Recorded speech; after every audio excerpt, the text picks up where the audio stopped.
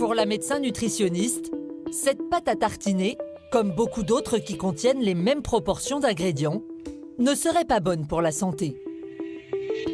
Pourtant, la dernière affiche publicitaire de la marque vante ses mérites pour un petit déjeuner équilibré. Pour crédibiliser le propos, la publicité fait même appel à cette nutritionniste du groupe Ferrero. À l'évidence, on ne peut pas du tout comparer ces deux types de produits. Alors, le pain étant le même, on écarte le pain.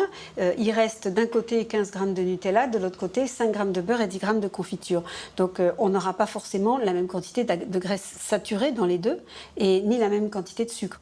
Sur ce point, le groupe Ferrero n'a pas répondu à nos sollicitations. Et ce n'est pas tout. La publicité part du principe que nous tartinons 15 grammes de Nutella sur notre tranche de pain. Est-ce vraiment la quantité que les enfants étalent sur leur tartine? Nous avons fait l'expérience avec 3 jeunes amateurs de pâtes. Nous leur demandons de se préparer une tartine, comme à la maison. Puis nous allons peser la quantité de pâtes étalée sur chaque tranche de pain. Arrive-t-on à 15 grammes, comme le suggère la publicité? 25 grammes sur la tartine de Judith. 20 grammes pour celle de Lucien et 29 sur celle de Mila.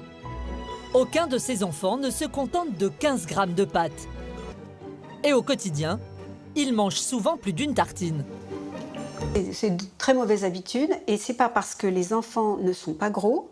Parce que souvent, j'ai des parents qui me disent « Oui, mais vous comprenez, il peut se le permettre, il n'est pas gros. » Non, ce n'est pas une raison. Justement, il n'est pas gros, ne lui gâchez pas sa vie en lui donnant des habitudes qui sont mauvaises. La graisse de palme, du sucre, enfin, je veux dire, il n'y a pas de nutriments, il n'y a que de l'énergie, des calories, du gras. C'est pas raisonnable.